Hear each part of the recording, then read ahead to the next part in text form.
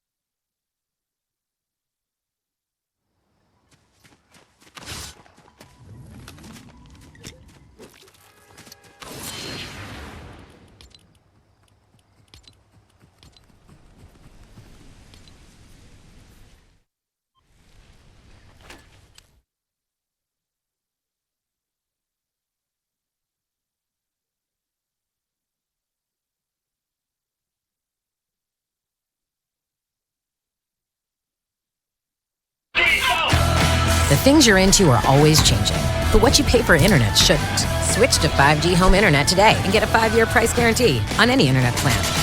Plans start at just $35 a month with no unexpected price hikes or hidden fees. Only on Verizon.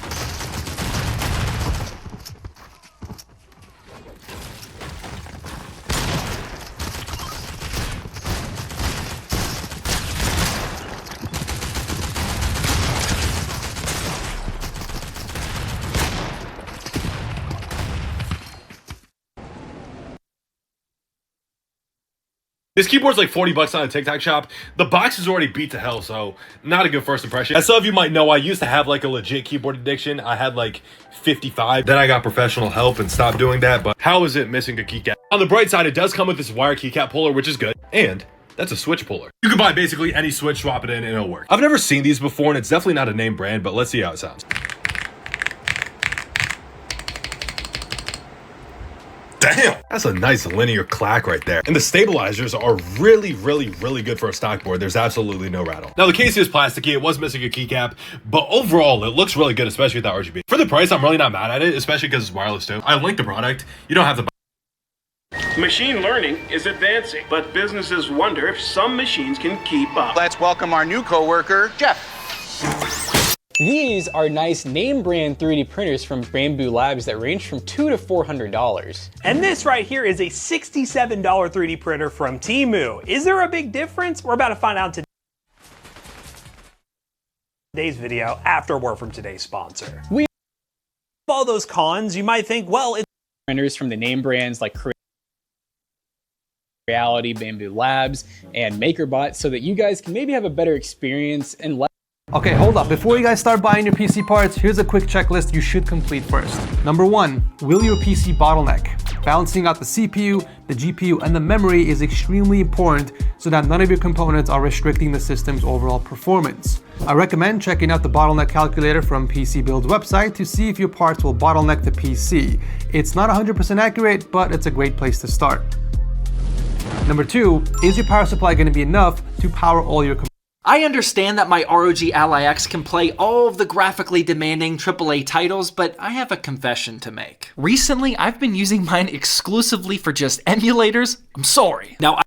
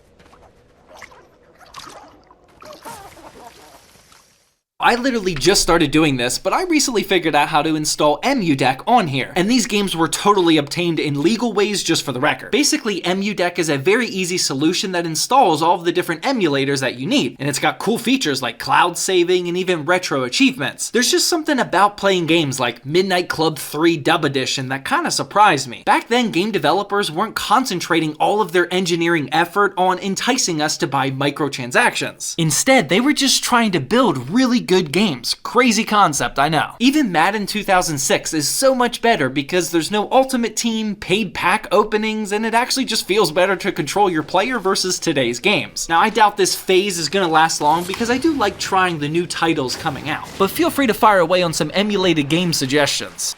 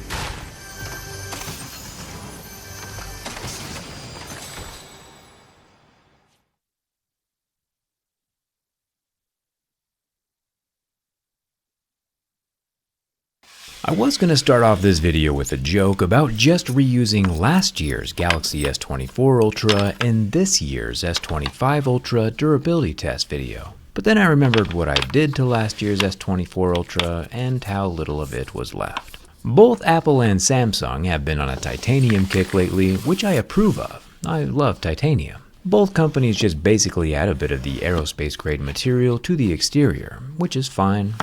Honestly, it probably doesn't do a whole lot for the structure. It might be a tad lighter, but titanium is mostly just there for the marketing buzzwords. Be that as it may, titanium is still cool enough to always get a thumbs up from me. If you remember from last year, I did promise to try out the Z Flip, and I gave it a solid 30 days. But I did know after day 1 that I am far too lazy of a person to be opening and closing my phone all day, so after 30 days I switched back to an S24 with the grip case and X-ray scan that I've been using ever since. With this phone being so similar to last year's, there's only a few ways to tell if your friend actually got the new Samsung or not. The first method is to take a microscope to the camera lenses. At the atomic level, you can see that these new camera lenses are not officially attached to the phone at their base. They are slightly elevated, flexible, dust-collecting utopias. They don't immediately appear to be detachable, but you know we'll be doing some more testing on that here in a second.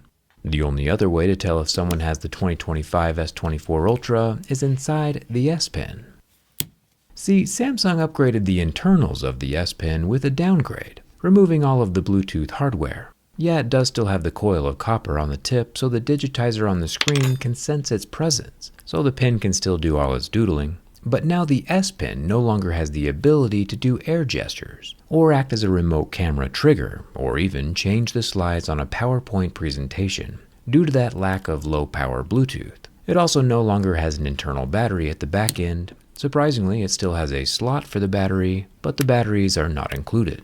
Rumor on the street is that Samsung removed the battery so that they could sell more of their Galaxy finger rings and Galaxy watches, both of which can remotely operate things on the phone, but personally I think that's kinda lame. Either way though, when in doubt about which phone your friend might have, just check inside the S Pen. If it doesn't have a battery, it's the newer S25 Ultra. Also, this little woofer is indeed one of the stock wallpapers. Let me know down in the comments what we should name him. One thing Samsung did really well last year is with the invention of the Gorilla Glass armor, which surprisingly didn't get physically damaged until a level 7. However, as we work our way up the most scale of hardness, this time on Gorilla Glass Armor 2, we can see quite a few scratches at a level 6 with deeper grooves at a level 7. The markings down at level 2 just rub away, so we won't count those.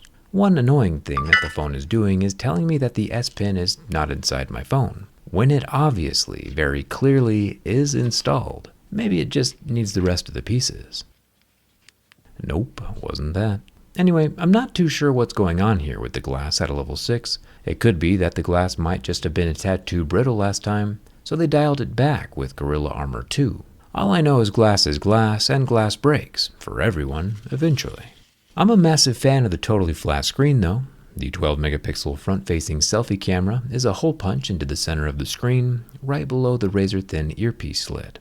The only way to truly keep your screen scratch-free is with a layer of protection, like from the Prism 2.0 from my channel sponsor Dbrand. I can snap the applicator tray in place, pull the lower tab, swipe my finger down the middle, and in less time than it took Samsung to design this year's S25 Ultra, I have a perfectly aligned screen protector that prevents 100% of screen scratches on your new $1,300 investment, while also doubling as a layer of impact protection for the glass underneath. Every order comes with 2 screen protectors, and at the rate Samsung is innovating, you'll probably be able to use the same glass on your S26 Ultra next year. Check it out at the link in the description. Real glass is where it's at. One thing you might not have noticed during Samsung's presentation is the really small print down near the bottom. I'll expand it for you. Turns out that the titanium is only applied to the device frame and is not applied to the buttons, and you can definitely hear the difference. The frame has more of a muted, softer sounding scratch, while the power and volume rocker are that tinny aluminum sound that we have all grown to know and love. The top of the S25 Ultra has more titanium. The left side has the 5G millimeter wave antenna with plastic covering. We'll see if that compromises any durability here in a second. The bottom of the phone is rather crowded. It's where our S Pen lives, or lived rather, also the lower stereo loudspeaker, and the 45-watt charging port. We also have an IP68 watertight SIM card tray with a gray rubber ring around the opening. It's not quite on par with the IP69 IP rating we saw in the OnePlus 13. I'm getting all kinds of vibes here that Samsung is slacking. Especially when we turn the phone over and zoom into the Samsung logo. The whole panel is soft-touched etched glass, which feels great, right? But the Samsung logo is just not right. Not even close. Yes, my camera is in focus, and no, you don't need glasses. The Samsung logo is completely out of whack. And speaking of whack, remember, I do like Samsung, I use one as my daily driver, but this camera lens situation is giving me some pretty insecure vibes, like an IRL Instagram filter or a lifted truck. The top 50 megapixel ultra-wide camera has a large metal purely aesthetic ring around the glass. The middle 200 megapixel camera has the same large pronounced metal ring, along with the lower 50 megapixel 5x telephoto. There's another 10 megapixel 3x telephoto off to the side, but these camera bumps, not actually being attached to the glass, kinda reminds me of that fake engine noise that some EVs try to do. Cause like, they aren't even real. Yeah, the ring is for sure secure, and I don't think they'll ever fall off on their own, but they really are over here just glued into place like a pair of fake eyelashes. Razor blades historically aren't the strongest of pry bars, but even so, my jerry-rig razor knife is 2-0 for popping off Samsung's fake camera lenses without breaking. The third one started to peel up the back glass, which would have started the teardown video early, but since we haven't finished the durability test yet, I'll hold off for now. But I don't know, are these manufacturer mods worthy of a $1,300 smartphone build? I don't want to say I'm getting Temu vibes, but back in my day, $1,300 used to go a lot farther. Anyway, no hard feelings, pup, but to no one's surprise, not much has changed in the screen department either this year. Still 6.9 inches, AMOLED, 120 Hz, but it's all stuff we've seen before and nothing super new. After about 30 seconds, my lighter barely leaves a mark, but also does not recover. Fire is hot, who would have thought? Finally, the bin test. With the titanium body and Gorilla Armor Glass 2, along with Samsung's near-perfect decade-long streak of not snapping in half, It's no surprise that the Samsung Galaxy S25 Ultra has basically no flex whatsoever when bent from the back or the front. There's no cracks in the frame, no separation of the glass or the antenna lines, just pure survival skills, except for those camera lenses. But honestly, I think they look better without the rings around them anyway. If you really want to maintain your resale value of $1,300, $1,500 after the tariffs kick in, I highly recommend picking up a clear case from my channel sponsor Dbrand. As you can see, it's got no MagSafe magnets, and like pretty much other clear case you've ever owned, is obnoxiously pre-yellowed for your convenience. Oh, wait, sorry. This is the Ghost Case 2.0. With its precise cutouts for each of the cameras, back when they were attached, the Qi 2 built-in magnets make clicking into magnetical wireless chargers incredibly convenient, and has some nice clicky buttons. It sounds like my 18-month-old might be getting into my razor knife stash at the moment, so I'll have to cut this video short. Just remember Dbrand's Ghost Case 2.0 has a lifetime guarantee that it'll never turn yellow. So go get your Ghost 2.0 from the link in the description. It'll definitely help keep your camera lenses right where they should be. Thanks a ton for watching. I'll see you around.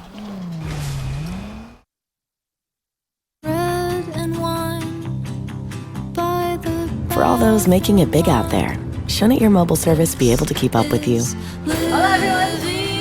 I'm a PC gamer. But one of them is lying. Bell and Plouffe will compete over multiple rounds to identify who is the secret console gamer. Numbers 1 through 5, can you tell us your names and gamer tags? My name's Julie, and I go by Midday. My name is Jam, and I go by Jam_Ong. I'm Tyler, and I go by Two Changs. Nice. Yeah. Number 4. I'm Thomas, and I go by Cyber12345. My name is Caleb, and I go by Mattress Dealer. Number 5, what's in your PC? What's in my PC? I have an i5-12600KF, a RTX 3070, and I think it's like 2 terabytes of storage or something like that, 32 gigs of RAM. It's not bad. Number 3, what's a really easy way to upgrade your computer? You can plug it into Ethernet first. You can add more RAM and maybe add fans to make it colder to run better. Plouffe will now write down one person he is certain is a PC gamer. If both he and Bell write the same number at any point, that person will be removed from the lineup. Seasonic. They're all focused V4.